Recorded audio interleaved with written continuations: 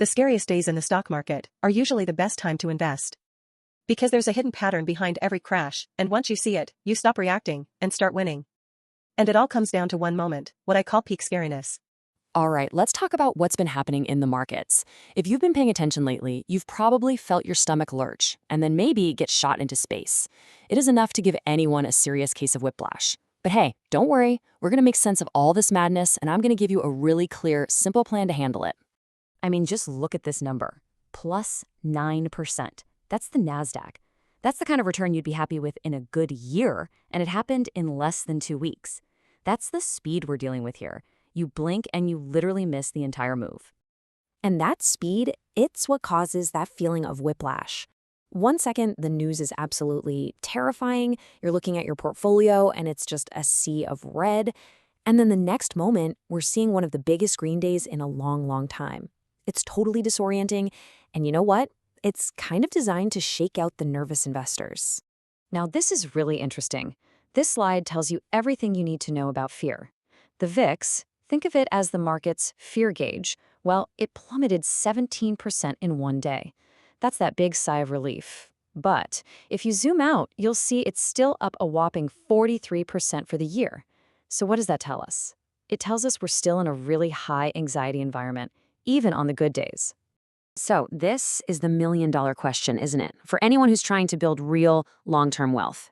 How do you actually stomach these violent, V-shaped roller coaster rides and turn them into an opportunity instead of just another reason to panic? Well, that's exactly what we're about to break down. First thing you have to understand is that what we're seeing right now, it's not new. This chaos, believe it or not, actually follows a very familiar pattern. It's called a V-shaped recovery, and just being able to recognize it is the first huge step to mastering it. See, we're in what's called a V-shaped recovery. And when I say V, I don't mean a gentle little bounce. I mean a sharp, violent snapback from the lows. It's kind of scary, actually, how closely the V shape we're in right now lines up with patterns we've seen time and time again. So just take last year versus this year. The root causes of the fear were totally different. Last year, the whole tariff drama was threatening the entire global supply chain. That's a systemic risk. This year, the geopolitical stuff was more localized, mostly a threat to oil prices. But here's the kicker. Even though the threats were different, the market's reaction, that V-shape, was almost identical. Okay, so if the market moves in these predictable patterns, how in the world do you spot the bottom? Well, it's not about some fancy technical indicator on the chart. It's about an emotional one. And honestly, this is probably the single most important concept you need to grasp. I like to call it peak scariness. This is that exact moment when the headlines are just apocalyptic, when the threats being thrown around are as extreme as you can possibly imagine, when it feels like there is absolutely no way out. Now, this sounds crazy, but that moment of maximum fear is very, very often the exact bottom of the market. Just look at last year's tariff situation. It was a perfect example. The rhetoric just got worse and worse and worse. Then, on April 9th, we got threats of 100% plus tariffs. It literally could not sound any scarier. And what happened? The market bottomed, almost to the day, and started its long climb back up, even though the issue itself was nowhere near being solved.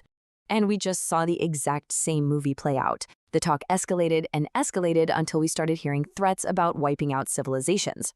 I mean, come on, that is peak scariness. You can't get more extreme than that. And, just like clockwork, the second that fear hit its absolute maximum, the market found its footing and launched into this massive recovery. So the crucial point, the thing you have to burn into your brain is this. The market doesn't turn when the problems are solved. It turns when the fear is maxed out. As soon as you hit the most extreme, terrifying threat imaginable, any news that comes after it is by definition less bad. And that's the starting gun for the recovery. Okay, so knowing this is one thing, but how do you actually use it? Well, you don't need some complex algorithm or a PhD in finance. You just need a simple, repeatable plan that takes your emotions completely out of the equation. It all comes down to the KISS principle. Keep it simple, stupid. The most effective systems in the world are almost always the simplest ones. People love to overcomplicate investing. They try to time the perfect entry, the perfect exit, and you know what? It's a losing game. The real path to success is so much simpler. So here it is, your whole plan, in 2 simple steps. Step 1, invest on a schedule.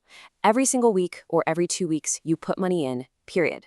No excuses. Step 2, you completely ignore market timing. You buy when the headlines say the world is ending, and you buy when they say everything's coming up roses. That simple, boring consistency, that's your superpower. Now, I know what you're probably thinking. Okay, that sounds nice, but we just had a 13% drop. What if it goes down 50% like in 2008? Shouldn't I just wait for the real crash? Let me tell you, that is one of the most common and most costly mistakes an investor can possibly make. Let's just look at the facts here. First off, we haven't had a 50% crash in over a decade, and we've had plenty of crises since then. By waiting on the sidelines, you risk missing the fastest recovery days, and that's where the biggest gains are made. Remember that 9% jump in 2 weeks? That's what you miss. And you ignore crystal clear signals, like when the fear index was literally flashing extreme fear, which is a classic buy signal for anyone with a plan. At the end of the day, this is all about shifting your perspective. You have to stop thinking like a short-term gambler and start acting like a long-term owner. It's all about mindset, not magic tricks. This chart says it all, doesn't it? The market was down 13% from its high. Everyone was panicking. And less than 2 weeks later, it had already clawed back 9%. Fortunes change in the blink of an eye, and the people who make out like bandits are the ones who were buying when everyone else was screaming and selling. Think about the legends, Warren Buffett, Peter Lynch. These guys aren't super geniuses running impossibly complex formulas. They are masters of the basics. They keep it so simple. They buy great companies when prices are fair, especially when everyone else is scared, and they just hold on.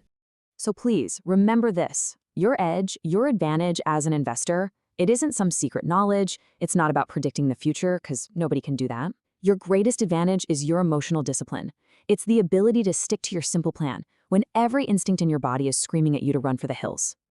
So the next time the market is in a free fall and the headlines are filled with nothing but doom and gloom, I want you to remember this. That moment of peak scariness isn't a signal to sell. It's a signal to execute your plan. The biggest gains are almost always born on the absolute scariest days. The only question is, will you be ready? If you want to stay calm and invest smarter in markets like this, subscribe, because this is where we simplify the noise.